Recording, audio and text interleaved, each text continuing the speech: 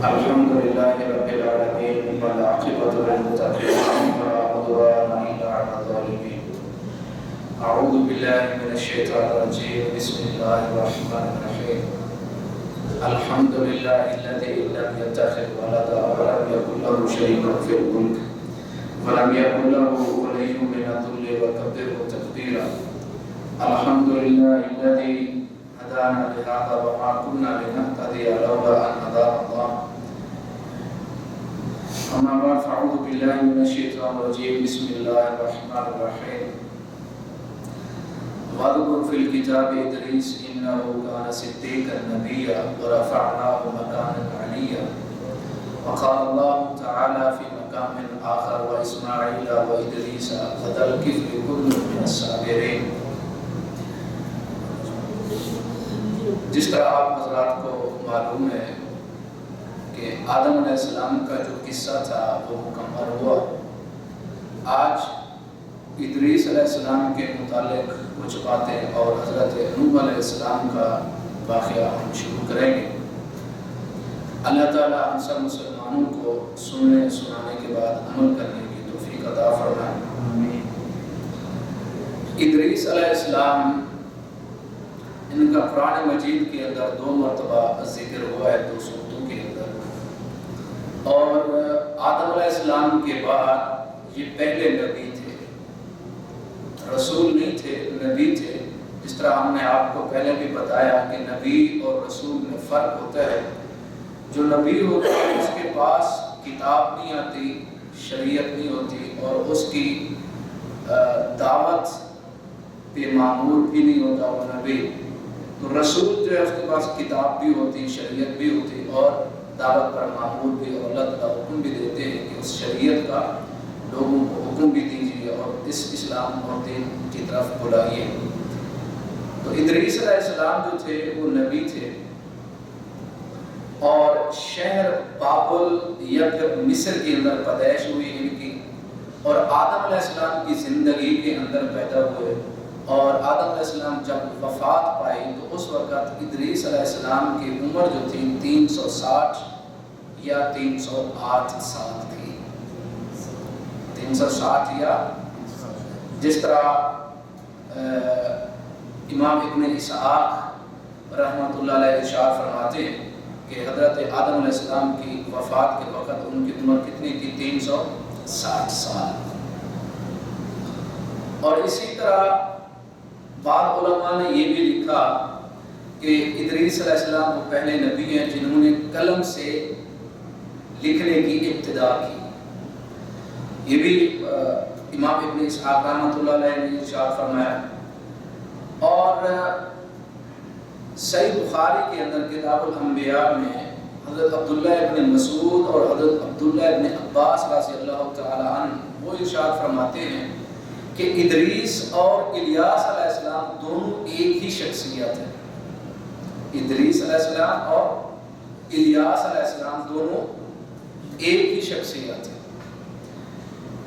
تو امام ابن جریر طبری اپنی تفسیر میں وہ ایک واقعہ نقل کرتے ہیں حضرت کعب احبار سے. ان سے پوچھا گیا کہ آپ ہمیں یہ بتائیں جو اللہ رب العزت نے ارشاد فرمایا وَرَفَعْنَاهُ مَكَانًا عَلِيًّا کہ ہم نے آپ کو بلند مقام پر اٹھا لیا, تو اس کا کیا مطلب ہے؟ حضرت ادریس علیہ السلام کے متعلق اللہ تعالیٰ نے جو ارشاد فرمایا کہ ہم نے آپ کو بلند مقام پر اٹھا لیا, تو اس کا کیا مطلب ہے؟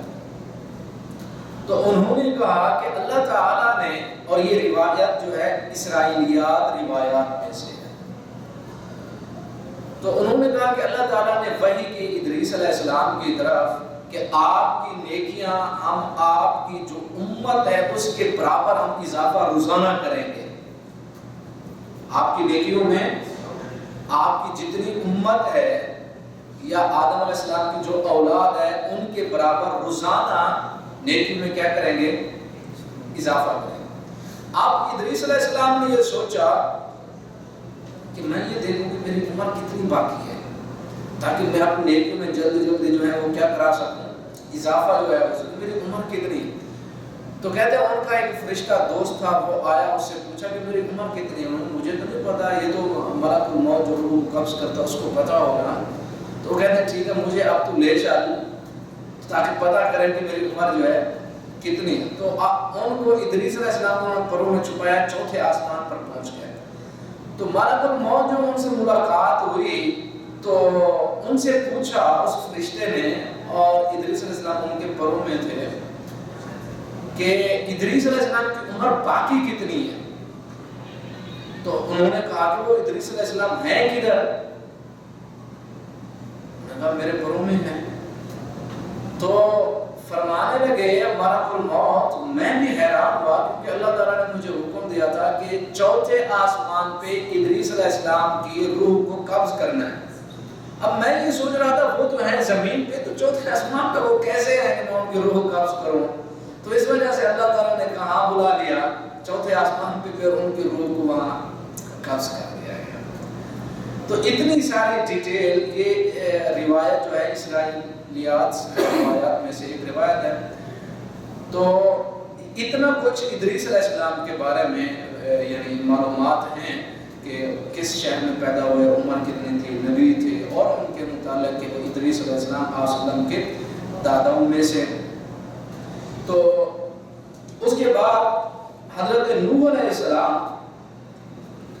کا قصہ اور واقعہ جو ہے, اور اس کا بہت سارا تذکرہ قرآن مجید کے اندر موجود ہے. تقریباً 28 صورتوں میں اللہ تعالیٰ نے حضرت نوح علیہ السلام کا تذکرہ فرمایا, اور بعض صورتوں میں بہت زیادہ ڈیٹیل سے اللہ تعالیٰ نے وہ تذکرہ فرمایا, اور تقریباً 43 مرتبہ حضرت نوح علیہ السلام کا جو ہے وہ ذکر آیا, اور ایک سورت تو حضرت نوح علیہ السلام کے نام پہ ہے. ایک سورت 29ویں پارے میں نوح علیہ السلام کے نام پہ. تو نوح علیہ السلام جو ہے, جس طرح قرآن مجید کے اندر اللہ رب العزت ارشاد فرماتے ہیں وَقَالُوا لَا تَذَرُنَّ آلِهَتَكُمْ وَلَا تَذَرُنَّ وَدًّا وَلَا سُوَاعًا وَلَا يَغُوثَ وَيَعُوقَ وَنَسْرًا.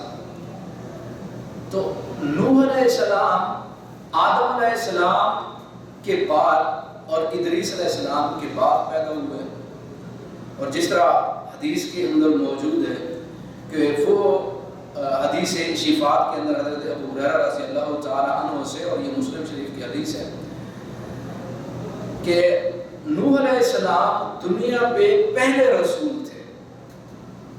پہلے رسول تھے, نبی نہیں. یعنی جو رسول ہوتا ہے وہ نبی بھی ہوتا ہے, رسول بھی ہوتا ہے, اور جو نبی ہوتا ہے وہ رسول نہیں ہوتا, نبی ہوتا ہے.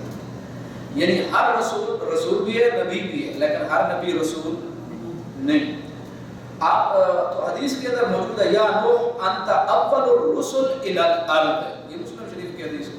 تو نوح علیہ السلام اس دنیا پہ سب سے پہلے کیا تھے؟ رسول تھے. اور اسی طرح یعنی صحیح ابن حبان کی جو حدیث ہے وہ صحیح حدیث ہے, اور طبرانی کبیر کے اندر اور مسلم شریف کی شرط پہ یہ حدیث ہے. ایک شخص نے آپ صلی اللہ علیہ وسلم سے پوچھا ہے اللہ کے رسول آدم علیہ السلام نبی تھے؟ آپ نے ارشاد فرمایا ہاں نبی تھے. اور پھر اس نے سوال کیا آدم علیہ السلام اور نوح علیہ السلام کے درمیان کتنا فاصلہ, کتنا مدت ہے؟ آپ نے ارشاد فرمایا 10 قرن, 10 قرون. اب 10 قرون کا کیا مطلب ہے؟ بعض علماء نے کہا قرون قرن کا مطلب یہ ہے کہ زمانہ, یا پھر قرن کا مطلب ہے نسل.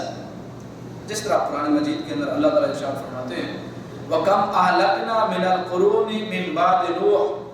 سورہ اسراء کے اندر اللہ تعالیٰ ارشاد فرماتے ہیں کہ ہم نے نوح کے بعد کتنی مخلوق کو کیا کیا؟ ہلاک کیا. ثُمَّ أَنشَأْنَا مِنْ بَعْدِهِمْ قَرْنًا آخَرِينَ. پھر اللہ تعالیٰ سورہ مومنون کے اندر ارشاد فرماتے ہیں ہم نے ان کے بعد ایک اور جماعت کو پیدا کیا. یعنی قرن مطلب جماعت, نسل. اسی طرح آپ صلی اللہ علیہ وسلم ارشاد فرماتے ہیں وَخَيْرُ الْقُرُونِ قَرْنِي ثُمَّ الَّذِينَ يَلُونَهُمْ ثُمَّ الَّذِينَ يَلُونَهُمْ. سب سے بہترین زمانہ میرا زمانہ ہے. تو آپ صلی اللہ علیہ وسلم فرماتے ہیں زمانہ میرا زمانہ بہترین زمانہ. تو قرن کا مطلب زمانہ بھی ہو سکتا ہے, نسل بھی ہو سکتا ہے. تو علماء نے لکھا کہ تقریباً آدم علیہ السلام اور نوح علیہ السلام کے درمیان 10 صدیوں کا فاصلہ ہے. کتنا؟ 10 صدیاں کتنا بنے؟ 1000 سال. تو ابھی آپ صلی اللہ علیہ وسلم کے زمانے سے لے کر یہاں تک کتنے سال ہو گئے ہیں؟ 1400 1000 2000 بھی مکمل نہیں ہوئے، 1400 سال 1441 جو ہے وہ شروع، تو 1000 سال کا وہ فاصلہ تھا آدم علیہ السلام اور نوح علیہ السلام کے درمیان۔ اسی طرح البدایہ و نہایہ کے اندر حضرت عبداللہ ابن عباس رضی اللہ تعالیٰ عنہ ارشاد فرماتے ہیں کہ آدم علیہ السلام سے لے کر نوح علیہ السلام سے ان کی پیدائش تک جو بھی نسلیں اور قومیں اور جو مخلوق تھی وہ مسلمان تھے اور توحید پر تھے، مسلمان تھے اور 10 صدیاں پوری، یعنی مسلمان تھے اور توحید پر تھے۔ اور اسی طرح اللہ تعالیٰ ارشاد فرماتا ہے وَقَالُوا لَا تَذَرُنَّ آلِهَتَكُمْ وَلَا تَذَرُنَّ وَدًّا وَلَا سُوَاعًا وَلَا يَغُوثَ وَيَعُوقَ وَنَسْرًا، سورہ نوح کے اندر اس آیت کی تفسیر میں امام بخاری رحمۃ اللہ علیہ ایک حدیث لائے ہیں جو حضرت عبداللہ ابن عباس رضی اللہ تعالیٰ عنہ کی حدیث ہے۔ حضرت عبداللہ ابن عباس رضی اللہ تعالیٰ عنہ ارشاد فرماتے ہیں یہ 5 نیک لوگ تھے، ود اور سوا، یغوث، یعوق، نسر، یہ 5 کون تھے؟ نیک لوگ تھے۔ کون تھے؟ یہ 5 نیک لوگ جب فوت ہو گئے تو شیطان نے ان کو کہا، کیونکہ اب نیک لوگ جو تھے ان کو یاد کرتے تھے ان کی قوم اور ان پر غمگین بھی ہوئے اور سارا کچھ، جب شیطان نے دیکھا کہ یہ بڑے پریشان اور غمگین، تو اس نے کہا کہ تم ان کی تصویریں بنا لو تاکہ جہاں تم اپنی مجالس میں لگا لیا کرو اور جہاں اس وقت تک جب تم بیٹھو اپنی مجلس میں تو ان کو دیکھ کے یاد کر لیا کرو۔ ان کا ٹھیک ہے، تصویریں بنا دی گئی۔ پھر ایک زمانے کے بعد جب وہ ایسا کام کرتے رہے تو پھر شیطان نے ان کو یہ کہا کہ اگر تم ان کا ایک یعنی تمثیل بت بنا لو، مورتی بنا لو تو یہ تمہارے لیے زیادہ بہتر ہے، ان کو یاد اور زیادہ عرصہ تک مطلب تصویر کا کیا ہے وہ ختم، یہ سارا سلسلہ۔ تو انہوں نے کہا ٹھیک ہے بنا لو۔ شیطان نے ایک بت بنا دیا 5 کا۔ اب پھر ایک نسل کے بعد جس طرح اب ان کے جو بت بنے تھے نا، بت بھی انہی نیک لوگوں کے ناموں سے رکھے گئے تھے، بتوں کے نام، یہ ود ہے، یہ سوار، یعوق، نصر ہے۔ اور دنیا پر سب سے پہلی عبادت جس بت کی ہوئی وہ ود کا بت تھا، یعنی ایک نیک انسان کا نام استعمال ہوا اور اس کے نام پہ مورتی بنی، بت بنا اور اس کو پوجا گیا۔ تو نام بھی اسی کی وجہ سے رکھے۔ پھر فرماتے ہیں حتی اذا ہلک اولئک وتنسخ العلم عبدت، جب یہ نسل چلی گئی، ختم ہو گئی اور علم ختم ہو گیا، پھر ان بتوں کی عبادت کی گئی۔ اسی طرح ابن جریر کے اندر وہ فرماتے ہیں کہ شیطان نے پھر ان کے بت جب بنائے اپنی مجالس میں، پھر انسانی شکل کے اندر آ گیا، کہتا ہے میں تمہارے غم کو جانتا ہوں، لہذا ایسے کرتے ہیں کہ ہر ایک گھر کے لیے الگ الگ بت بنا دیتا ہوں تاکہ تم جہاں بھی رہو ان کو اپنے سامنے پاؤ اور ان کو یاد رکھ سکو۔ تو اس طرح اس نے ہر گھر کے اندر ایک بت جو ہے وہ ان 5 نیک لوگوں کے بت بنا دیے گئے۔ تو عبداللہ ابن عباس رضی اللہ تعالیٰ عنہ ارشاد فرماتے ہیں کہ وہ تنسخ العلم، جب علم جاتا رہا اس وقت تو وہ جو نسل تھی پہلے تصویر بنی مجلس میں، پھر ایسے یاد کرتے وہ نسلیں چلی گئیں، پھر وہ مجلس میں بت بنا، وہ بھی نسلیں ختم ہو گئی، پھر اسی طرح نسل در نسل یہ کام ہوا۔ جب علم چلا گیا تو اس وقت انہی بتوں کی پھر عبادت شروع ہو گئی۔ اب دیکھیں دونوں چیزیں کہ جب علم رہے گا جہالت نہیں ہوتی، جب جہالت ہوتی ہے علم نہیں ہوتا، جب جہالت آتی ہے تو بندہ مخلوق کی عبادت کرنا شروع کر دیتا ہے اور پھر خالق کو بھول جاتا ہے۔ اسی وجہ سے اللہ کے رسول صلی اللہ علیہ وسلم نے ارشاد فرمایا ان اللہ لا يقبض العلم انتزاعا ينتزعه من الناس، اللہ تعالی علم کو انسانوں کے سینوں سے نہیں نکال لے گا، اللہ رب العزت علم کو اٹھائے گا تو کس کے ساتھ؟ علماء کو اٹھانے کے ساتھ۔ یقبض العلم بقبض العلماء. تو اللہ رب العزت علماء کو ختم کر دے گا تو علم خود بخود کیا ہو جائے گا. مثلا آپ دیکھیں جب قیامت انسانوں کے اوپر آئے گی کہ کیا یہ قرآن نہیں ہوگا جو یہ کتابی شکل کے اندر جو موجود ہے قرآن ہوگا کتابی شکل میں, کتابیں, لائبریریاں اور یہ ساری چیزیں ہوں گی, لیکن اس علم کو پڑھ کے اس پر عمل کر کے بتائے گا کون کہ اللہ ایک ہے. یہ جھوٹ, خیانت, یہ سارا کچھ اور جھوٹے شیطان کے سارے راستے, چوری چکاری, یہ ساری چیزیں غلط ہے, کون بتائے گا؟ جب علماء ہی نہیں رہیں گے, بتانے والے ہی نہیں رہیں گے, عمل کر کے دکھانے والے ہی نہیں رہیں گے, سارے لوگ ایک جیسے ہوں گے, تو پھر اس وقت دنیا کے اوپر شریر ترین وہ مخلوق ہوگی جس پر قیامت نازل ہوگی. تو آپ صلی اللہ علیہ وسلم نے ارشاد فرمایا اللہ تعالیٰ علم کو اٹھائے گا علماء کو اٹھانے کے ساتھ. علماء جب اٹھ جائیں گے, ختم ہو جائیں گے, تو پھر آپ دیکھیں جس طرح ایک ماحول بنا ہوا ہے یہاں, مثال کے طور پر یہ جو مجلس اور اسلامک سینٹر ہے, مثلا اللہ نہ کرے یہ اگر نہ ہوتا تو یہ ماحول نہ بنتا, کلاسیں نہ ہوتی, قرآن نہ پڑھا جاتا, نماز نہ سکھائی جاتی, اور احادیث نہ پڑھی سنائی جاتی, اور طہارت, نماز, حج, زکوٰۃ, عمرہ یہ سارا کچھ نہ ہوتا, اور سیکھنے سکھانے کا یہ عمل نہ ہوتا, قرآن اور حدیثوں کے ترجمے تفسیریں نہ ہوتی. اور جب یہ نہ ہوتا تو کوئی انسان رغبت بھی نہ کرتا, ماحول چینج نہ ہوتے, لوگ مختلف ملکوں سے جب آتے ہیں تو ان کے دل تبدیل نہ ہوتے, گھروں میں یہ سب, تو کچھ بھی نہ ہوتا نا. تو جب آپ دیکھیں علماء اٹھ جائیں گے تو کون سی فضا پیدا ہو جاتی ہے.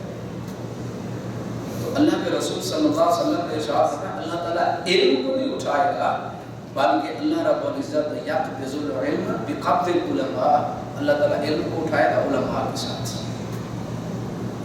تو عبداللہ بن مسعود رضی اللہ تعالی عنہ نے ارشاد فرمایا کہ جب علم ختم ہو گیا تو پھر انہی بتوں کی کیا کرنے لگے وہ لوگ, پوجا کرنے لگے.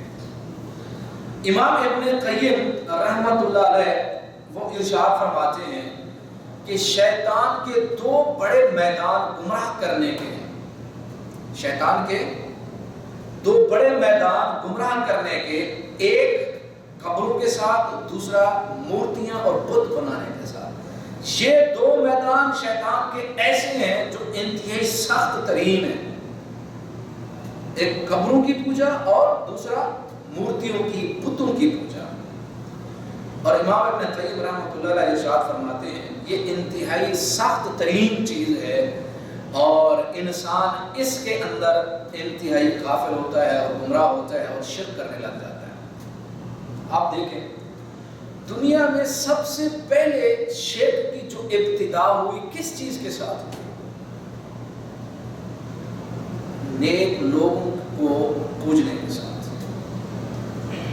دنیا میں جتنا شرک ہوتا ہے, آپ شرک کی کوئی تعریف کریں اس کا مطلب یہ بنتا ہے کہ انسان اللہ تعالیٰ کی توحید میں مخلوق کو شامل کرتا ہے, مخلوق کی محبت اس کے سینے میں اتنی گھر کر جاتی ہے کہ وہ اپنے خالق اور مالک کو بھول جاتا ہے.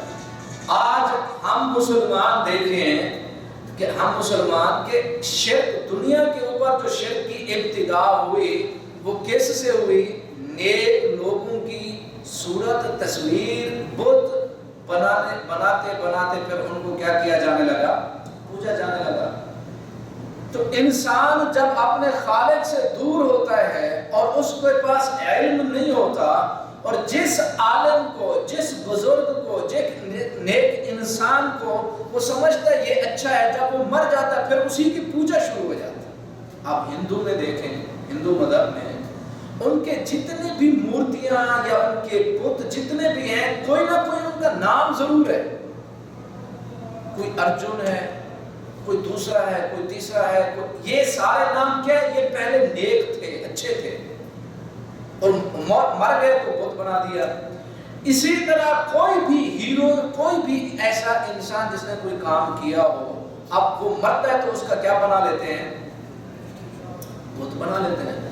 تو ان مذہب میں جتنی مذہبی دنیا ہے، اس کائنات میں جو مذہبی دنیا ہے، وہ اللہ کے علاوہ اگر اللہ تعالیٰ کی توحید کو سمجھتے ہیں، مانتے ہیں، تو پھر وہ اللہ کی عبادت کرتے ہیں۔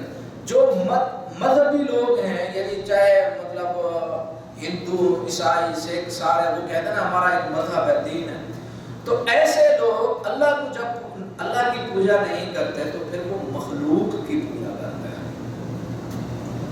اور ان کے نام پہ بت بناتے ہیں، اور مخلوق کے چاہے وہ بت ہوں یا قبریں ہوں یا جس طرح وہ ان کو پوجا جاتا ہے۔ اور انسان کے اندر یہ جذبہ ہے، اس میں نکلنا ہے، کہیں نہ کہیں نکلنا ضرور ہے۔ اب کچھ بھی کر لو، مثلا ایک دنیا وہ ہے جو مذہب کو مانتی ہی نہیں، وہ کہتے کوئی جنت نہیں، کوئی آخرت نہیں، کچھ نہیں، خلی کچھ بھی نہیں، ٹھیک ہے، وہ کچھ بھی نہیں مانتی، بھی مرے گے تو جو کچھ ہوگا دیکھا جائے گا، کوئی جنت دوزخ نہیں، بس دنیا ہے خلاص۔ یہ انسان دنیا پر موجود ہے، مذہب کسی بھی مذہب کو وہ نہیں مانتے، لیکن انسان میں یہ عبادت کا جذبہ ہے، نکلنا ہے اس میں، کہیں بھی نکلے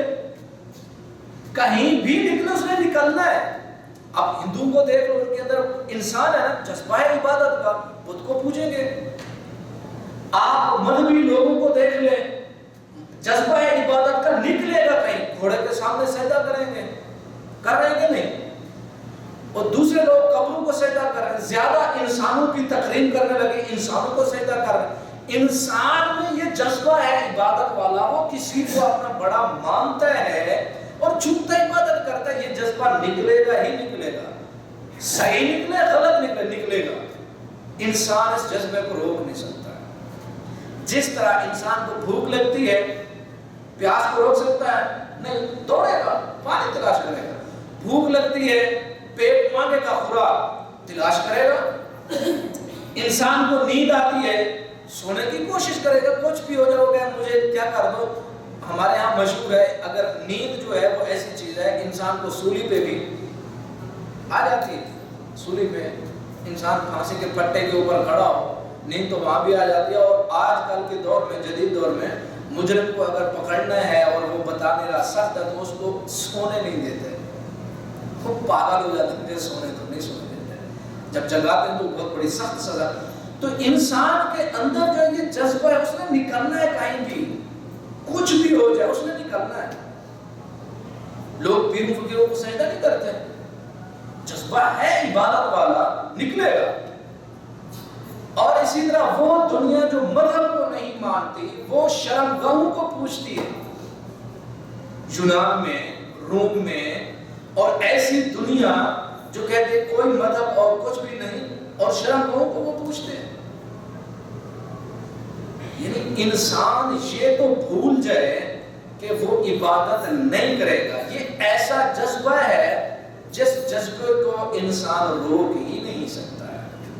بت کے سامنے، بڑے کے سامنے، چھوٹے کے سامنے، درخت کے سامنے، جن کے سامنے، لوہے کے سامنے، شیر کے سامنے، بلی کے سامنے، ہے جی، کتے کو کچھ بنا، کبھی کسی کو یہ جذبہ ایسا ہے، انسان اس سے چھٹکارا پا نہیں سکتا ہے، ناممکن ہے، مستحیل ہے۔ تو جب یہ جذبہ ہے تو پھر اللہ تعالیٰ ارشاد فرماتے ہیں، یا ایھا الناس اعبدوا ربکم، میں تمہارا رب ہوں، میرے سامنے تم جھکو۔ اور ہم اللہ تعالیٰ کا شکر ادا کرتے ہیں کہ اللہ تعالیٰ نے ہمیں ایسی خوبصورت زندگی عطا فرمائی ہے ہم مسلمانوں کو، کہ زندگی کے ہر لمحے میں اور زندگی کی ہر فیلڈ میں اللہ تعالیٰ نے ہمیں رہنمائی دی کہ جینا ہے تو ایسے جیو، مرنا ہے تو ایسے مرو۔ ہم مسلمان کسی مخلوق کو اپنا خالق نہیں مانتے، مخلوق کے سامنے جھکتے نہیں، اس کے سامنے ماتھا نہیں ٹیکتے، اس کو بولتے نہیں ہماری مدد کرو۔ ہم اس کے لیے یعنی اتنا مر مٹتے نہیں مخلوق کے لیے جتنا ہم اپنے آپ کو مٹانا چاہتے ہیں اللہ کے نام پہ۔ اللہ کے نام پہ، اللہ کے نام کے علاوہ کسی بھی مخلوق کے لیے ہم اتنا شوق، رغبت، محبت نہیں رکھتے۔ یہ اللہ تعالیٰ کا بڑا احسان ہے ہم مسلمانوں پہ کہ اللہ تعالیٰ نے ہمیں یہ زندگی عطا فرمائی ہے، اور خوبصورت توحید والی زندگی عطا، بڑی خوبصورت زندگی ہے یہ۔ آپ دنیا کی مخلوق کو آپ دیکھیں، انسان کی تو عبادت دور کی بات ہے، لوگ پتہ نہیں آگ کو، سورج کو، جانوروں کو، بلیوں کو، کتوں کو اور پتہ نہیں کس کس چیز کے سامنے سجدہ ریز ہوتے ہیں۔ میں نے آج کیا یہ جذبہ انسان اپنے آپ سے جدا نہیں کر سکتا، مستقل۔ ہم کہتے ہیں کہ میں نے مولوی نہیں بنا، بھی نہ بن، لیکن یہ جذبہ اپنے آپ سے تو نکال نہیں سکتا ہے۔ تو جھٹلاتا رہے کہ نہیں نہیں میں ایسا نہیں کروں گا، نہیں نہیں نہیں نہیں نہیں نہیں نہ کر، لیکن اپنے اندر سے اس چیز کو تو نہیں نکال سکتا۔ ایک وقت ایسا آتا ہے بندہ سامنے مسجد میں ہوتا ہے، ساری زندگی وہ مسجد کے قریب نہیں جاتا، اللہ تعالیٰ کا ایک جھٹکا لگتا ہے، بیماریاں آتی ہیں، دوسرے دن کیا سجدہ ریز ہوتا ہے۔ انسان اپنے آپ سے یہ چیز ختم کر ہی نہیں سکتا۔ یہ فطری اور جبلی بات ہے کہ وہ دنیا میں کسی نہ کسی چیز کو اپنا بڑا مانتا ہے، اس سے ڈرتا ہے، اس سے مانگتا ہے اور سمجھتا ہے یہ فلاں فلاں کچھ کر سکیں گے۔ لیکن اللہ تعالیٰ کا مسلمان شکر ادا کرے کہ اللہ تعالیٰ نے ہمیں مسلمان بنایا اور یہ دین اور یہ خوبصورت اور بہترین زندگی ہمیں عطا فرمائی ہے۔ تو دنیا کے اندر جو شرک کی ابتدا ہوئی وہ مخلوق اور نیک لوگوں کے بتوں کو پوجا گیا۔ آج بھی لوگ کہتے ہیں، مخلوق کہتی ہے کہ ہم ان کے سجدہ نہیں کرتے قبروں کے اوپر، وہ تو نیک لوگ ہیں، اور اس وجہ سے ہم ان کے سامنے جاتے ہیں اور دعائیں کرواتے ہیں کیونکہ وہ نیک لوگ ہیں اور فلاں، ساری ایک تفصیل ہے۔ بات یہ ہے کہ انسان خالق سے نیچے آتا ہی کیوں ہے؟ انسان خالق سے نیچے آتا ہی کیوں ہے؟ کیوں یہ چاہتا ہے کہ میں مخلوق کے سامنے جاؤں، وہ وہاں سے مجھے رزق ملے گا، روٹی ملے گی، پیسہ ملے گا، بیٹا ملے گا، بیٹی ملے گی، خوشی ملے گی، غم تکلیفیں۔ مخلوق کے پاس کیوں جاتا ہے؟ وجہ کہ اس کا خالق نہیں ہے، مالک نہیں ہے، وہ دیتا نہیں ہے، کیا وہ بلاتا نہیں ہے، کیا اس کے پاس کوئی قدرت اور طاقت نہیں ہے، کیا اس کے پاس کوئی وسائل اور ذرائع پر قدرت اور طاقت نہیں ہے؟ کیا اللہ تعالیٰ دنیا کے مسائل حل نہیں کر سکتا، مخلوق کے مسائل حل نہیں کر سکتا؟ انسان جاتا کیوں؟ اللہ تعالیٰ ارشاد فرماتے ہیں فَمَن يُشْرِكْ بِاللَّهِ فَكَأَنَّمَا خَرَّ مِنَ السَّمَاءِ فَتَخْطَفُهُ الطَّيْرُ أَوْ تَهْوِي بِهِ الرِّيحُ فِي مَكَانٍ سَحِيقٍ۔ اللہ تعالیٰ ارشاد فرماتے ہیں جو انسان شرک کرتا ہے فَكَأَنَّمَا خَرَّ مِنَ السَّمَاءِ، ایسے سمجھو کہ وہ آسمان سے نیچے زمین پر گر پڑا ہے۔ فَكَأَنَّمَا خَرَّ مِنَ السَّمَاء کیا مطلب؟ آسمان سے گرا زمین پر آیا، کیا مطلب؟ وَمَن يُشْرِكْ بِاللَّهِ فَكَأَنَّمَا خَرَّ مِنَ السَّمَاءِ، اس کا مطلب یہ ہے کہ اس انسان میں اب اللہ کی پہچان نہیں رہی، اس انسان میں عزت کی پہچان نہیں رہی، اس انسان میں انسانیت نہیں رہی، اس انسان میں اخلاق نہیں رہے، اس انسان میں عقل نہیں رہی، اس انسان میں اچھائی اور برائی کی تمیز ختم ہو چکی ہے، اس انسان میں خالق اور مخلوق کے درمیان فرق کرنا ختم ہو گیا، اس انسان میں اندھیرے اور اجالے میں فرق کرنا ختم ہو گیا، اس انسان میں اچھائی اور برائی کے درمیان فرق کرنے والی جو چیز وہ ختم ہے۔ خر من السماء، وہ آسمان سے گرا، ذلت اور رسوائی کو اس نے پسند کر لیا۔ وَمَن يُشْرِكْ بِاللَّهِ فَكَأَنَّمَا خَرَّ مِنَ السَّمَاءِ، ہر وہ صفات جو صفات انسان کے اندر توحید سے پیدا ہوتی ہیں وہ ساری ختم ہو گئی، دھڑام سے گر گئی۔ اب جو بندہ توحید کو نہ پہچانے، خالق اور مالک کو نہ پہچانے، دنیا میں دیکھیں کہ وہ انسان کس کس چیز کی پوجا کر رہے ہیں، ان کے سامنے سجدہ ریز ہے، بتوں کے سامنے شرمگاہوں کو پوجتے ہیں، اور جانوروں کو، درختوں کو، سورج کو، آگ کو، پتہ نہیں کس کس چیز کو۔ فَكَأَنَّمَا خَرَّ مِنَ السَّمَاءِ، اس کا دماغ ختم ہو چکا ہے، عقل ختم ہو چکا ہے۔ اب کسی ہندو سے پوچھیں کہ آپ کیوں اس کی عبادت کر رہے ہو، ایک لمبی سٹوری ہے اس کے سامنے اور وہ آپ کو بتائے گا، لیکن جو ایک توحید کو، اپنے خالق اور مالک کو جانتا ہے، وہ سن کے یہ کہہ رہے ہیں تو بندہ پاگل ہے، لیکن وہ اپنے تئیں دنیا کا عقل مند ترین انسان ہے۔ ایک انسان وہ قبروں کے سامنے سجدہ ریزا، آپ اس سے پوچھو کیوں سجدہ کیا ہوا ہے، وہ آپ کو لمبی ایک سٹوریاں سنائے گا، لیکن آپ سمجھیں کہ یہ تو بندہ پاگل ہے، مخلوق کو سجدہ کر رہا ہے۔ ایک بندہ جانوروں کے سامنے، درختوں کے سامنے، سورج کے سامنے، پتہ نہیں کس کس چیز کو آپ جا کر ان سے پوچھو کیوں یہ کر رہے ہو، آپ کو ایک لمبی سٹوری اور لمبی کہانی آپ کو بتائے گا، لیکن آپ جب سنیں گے آپ کہیں گے یہ تو عجیب مخلوق ہے۔ شرمگاہوں کو جو لوگ پوچھتے ہیں اس دنیا کے اندر کیا انسان تصور کر سکتا ہے، انسان سوچ سکتا ہے؟ فَكَأَنَّمَا خَرَّ مِنَ السَّمَاءِ، وہ آسمان سے گرا ہے۔ ذلت اور رسوائی کو پسند کی، اور ذلت اور رسوائی کہاں لے جاتی ہے اس انسان کو جس کا اندازہ ہی نہیں ہے کوئی اندازہ۔ انسان ہاتھ سے بنائے، مٹی سے خود بنائے، پھر اس کے سامنے سجدہ ریز ہو جائے۔ اللہ تعالیٰ ارشاد فرماتے ہیں وَمَن یُشْرِکْ بِاللَّهِ فَكَأَنَّمَا خَرَّ مِنَ السَّمَاءِ، تو ہم اللہ تعالیٰ کا شکر نہ ادا کریں کہ اللہ تعالیٰ نے ہمیں خوبصورت زندگی عطا فرمائی، کیسی بہترین ہمیں زندگی دی کہ ہم اللہ تعالیٰ کی توحید کو مانتے بھی، سمجھتے بھی، اور اللہ تعالیٰ کی عبادت کرنے کی کوشش بھی کرتے ہیں۔ اللہ کا بڑا احسان ہے۔ لیکن دوسری ساری کی ساری مخلوق کو آپ دیکھو، پتہ نہیں کہاں پڑی ہے۔ فَكَأَنَّمَا خَرَّ مِنَ السَّمَاءِ فَتَخْطَفُهُ الطَّيْرُ أَوْ تَهْوِي بِهِ الرِّيحُ، اللہ تعالیٰ ارشاد فرماتے ہیں پرندے ان کو اچک کر لے جاتے ہیں۔ یعنی دنیا کے اندر جتنی گمراہیاں، ضلالتیں، رسوائی، ذلت، وہ ساری اس بندے کو اپنے اندر گھیر لیتی ہیں، دلدل کے اندر پھنسا لیتی ہیں۔ اس کی عقل کبھی بھی یہ نہیں سوچتی کہ میں درخت کے سامنے، جانوروں کے سامنے، آگ کے سامنے، سورج، کچھ بھی نہیں ہوتا۔ اور تحوی پھیرنی، پھر اس کو یہ ذلت، رسوائی، ایسی ذلت اور ایسی ذلت امیز گڑھے کے اندر پھینک دیتی ہے کہ اس کے ٹکڑے ٹکڑے ہو جاتے ہیں۔ جب مرتا ہے تو اس کے اوپر کیا ہوتا ہے؟ ذلت اور اللہ تعالیٰ کا عذاب شروع ہو جاتا ہے۔ پھر اس کی تباہی اور بربادی جو ہے وہ کبھی بھی ختم ہونے والی نہیں ہے۔ جس انسان نے اللہ تعالیٰ کے ساتھ کیا کیا؟ شرک کیا۔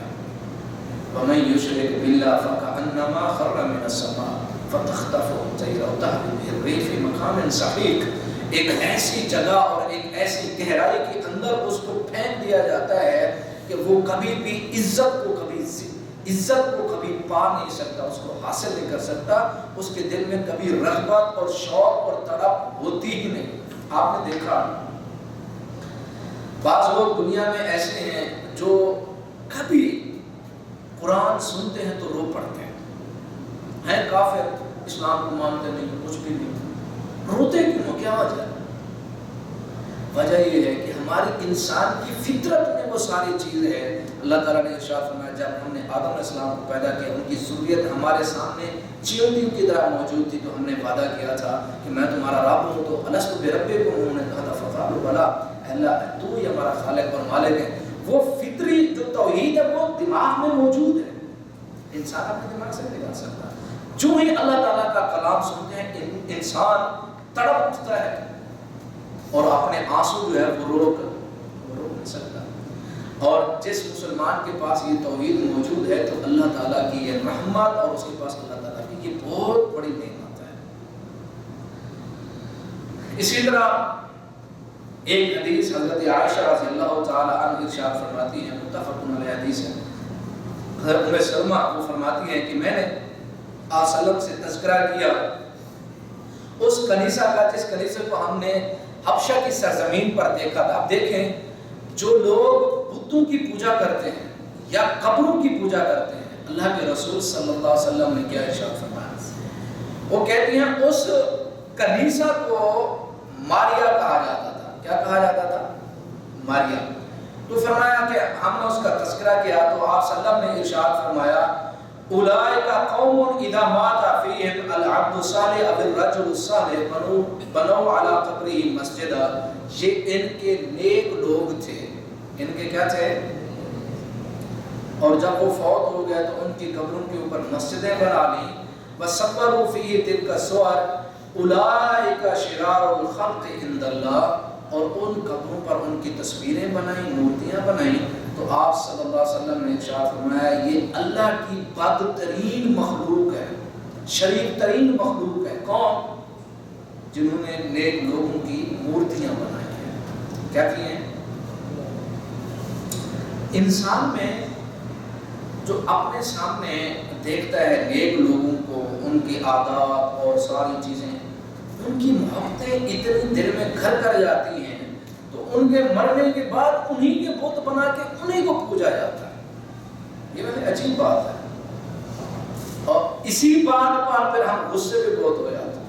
آپ کسی دربار پہ جاؤ اور اس دربار کی آپ عزت نہ کرو تو دیکھیں آپ کے ساتھ حشر کیا ہوتا ہے۔ صرف جوتے آپ اپنے ہاتھ میں لے لیں اور دربار میں داخل ہو جائیں تو دیکھیں آپ کے ساتھ کیا ہوتا ہے کہ آپ نے اندر کا تقاضا پورا نہیں کیا۔ لیکن حرمین کے اندر جو لوگ آئیں گے کوئی کچھ بھی نہیں، مسجد کے اندر آئیں گے موبائل بج گئے کسی کو کوئی پرواہ نہیں ہے۔ اب درباروں پر جائیں، قبروں پر جائیں، کتنا احترام مخلوق کا انسانوں کے سینوں میں ہے، اور مسجد کا اور حرمین کا، وہاں تو ویڈیو الگ اعلان بنائیں، تصویریں بنائیں، حرام کام بھی ہم حرام میں جا کر کرتے ہیں۔ تصویر بنانا حلال ہے، جائز ہے؟ نہیں، بلا وجہ بغیر کسی ضرورت کے شوقیہ یہ کام کرنا حرام۔ تو یعنی ہم مسلمان دیکھیں کہ ہم مسلمانوں کے اندر بھی مخلوق کا احترام، اس کی عزت اور ان مقامات کی عزت اتنی زیادہ کیوں مخلوق کی، پھر اس کی پوجا کیوں؟ خالق کا پتہ نہیں۔ ایک بندے کو ہم نے کہا کہ آپ یہ تعویذ اور دوسرے سارے کام، یہ مطلب قبروں پہ آنا جانا، یہ سارا چھوڑ دو۔ اس نے کہا نہیں، جہاں بھی انسان کو یقین آ جائے شفا ہو جاتی ہے۔ جملہ آپ دیکھیں، جہاں بھی انسان کو یقین آ جائے شفا مل جاتی ہے، جہاں بھی یقین آ جائے۔ بھی بندہ درخت کے سامنے جائے کہے مجھے شفا دے، یقین آ گیا شفا، وہ درخت پھر وہ ہو گیا۔ تو کسی بھی مخلوق کے سامنے جائے اس پر یقین اپنا بنا لینا اور شفا مل گئی تو وہ معبود ہو گیا۔ کسی کو بھی چلتے پھرتے معبود بناتے رہو، یہ علمی سطح نہیں ہے، یہ جہالت ہے۔ جب ایک مسلمان قرآن کی طرف آئے گا، قرآن کو پڑھے گا، حدیث کو پڑھے گا، وہ کبھی بھی مخلوق کے سامنے سجدہ ریز نہیں ہوگا۔ مخلوق کے سامنے کبھی بھی وہ مسلمان جو اللہ اور اس کے رسول کو جانتا ہے، اللہ تعالیٰ کی توحید کو جانتا ہے، کبھی بھی وہ مخلوق سے نہیں ڈرتا۔ اس کا ایک جملہ ہوتا ہے کہ اللہ تعالیٰ نے جو دن زمین پر میرے لیے مقرر کر رکھا ہے، دنیا کی کوئی طاقت مجھے قبر کے اندر نہیں لے جا سکتی، اور جو دن اللہ تعالیٰ نے مقرر کیا قبر میں پوری دنیا الٹی ہو جائے میری زندگی کو بچا، یہ توحید ہے۔ لیکن دوسرا بندہ وہ تو ایسا نہیں، وہ کہے گا گوشت لے کر جاؤ، اس میں حدید لے کر لوہا لے کر جاؤ، کوئلہ اس میں ڈالو، بڑے کو لے کر چھوٹے کو لے جاؤ، کیا فلاں، یہ ساری خرافات کیا ہے؟ انسان کو مخلوق سے ڈرایا جاتا ہے، مخلوق سے۔ تو اللہ تعالیٰ ارشاد فرماتا ہے خافونی، تم مجھ سے ڈرو۔ آپ صلی اللہ علیہ وسلم نے ارشاد فرمایا یہ جو بت بنانے والے، صورتیں بنانے والے، تمثیلیں بنانے والے اللہ تعالیٰ کی شریر ترین مخلوق ہے۔ ایک مسند احمد کی حدیث، آپ صلی اللہ علیہ وسلم ارشاد فرماتے ہیں کہ وہ شریر ترین مخلوق جس پر قیامت آئے گی، وہ لوگ ایسے ہوں گے جو قبروں کو مساجد بنا کر بیٹھے ہوئے ہوں گے، جن پر قیامت شریر ترین مخلوق ہوگی، اور ان کا کام کیا ہوگا؟ یتخذون قبور مساجدا، کہ قبروں کو انہوں نے مساجد بنا لیا ہوگا۔ یہ کام ہلکا نہیں ہے۔ جب اللہ رب العزت ارشاد فرماتے ہیں یا ایھا الناس اعبدوا ربکم الذی خلقکم والذین من قبلکم لعلکم تتقون، اے انسانوں میری عبادت کرو کیونکہ میں تمہارا خالق بھی ہوں، تمہارا مالک بھی ہوں، اور کھانے پینے کی اور دنیا اور آخرت کی نعمتیں ساری جو بھی چاہیے دنیا میں یا آخرت میں، وہ میرے پاس ہے، مخلوق کے پاس نہیں ہے، مخلوق کے پاس نہیں ہے، وہ اللہ کے پاس ہے۔ یہ عبادت والا جذبہ انسان اپنے آپ سے نکال ہی نہیں سکتا۔ تو نوح علیہ السلام کی پیدائش سے تو ان کے دور میں جو شرک کی جو ابتدا ہوئی، وہ نیک لوگوں کی مورتیاں اور بت بنا کر ان کو کیا کیا گیا تھا؟ پوجا گیا تھا۔ آج اس وقت سے لے کر آج یہ سلسلہ جاری ہے، نیک لوگ فوت ہو گئے تو ان کی کیا بنا لیا؟ بت بنا لیے، ان کو پوجا اور احترام اور فلاں، تو نیک لوگوں کی وجہ سے یہ شرک کی ابتدا ہوئی۔ تو نوح علیہ السلام نے اپنی اس امت میں، اپنی اس قوم کے اندر تبلیغ کی، واعظ و نصیحت کی، اور قرآن مجید کے اندر بہت ساری تقریباً 28 صورتوں میں ان کا تذکرہ ہے، اور اگلے درس میں انشاءاللہ ہم آپ کو بتائیں گے کہ حضرت نوح علیہ السلام نے اپنی قوم سے کیسے خطاب کیا، کس طرح ان کو بتایا کہ ایک اللہ کی عبادت کرو، اور پورے قرآن کے اندر وہ تفصیل موجود ہے، وہ انشاءاللہ بیان کریں گے۔ اللہ تعالی ہم سب مسلمانوں کو اسلام سمجھنے کی توفیق عطا فرمائے اور اس پر عمل کرنے کی توفیق عطا فرمائے۔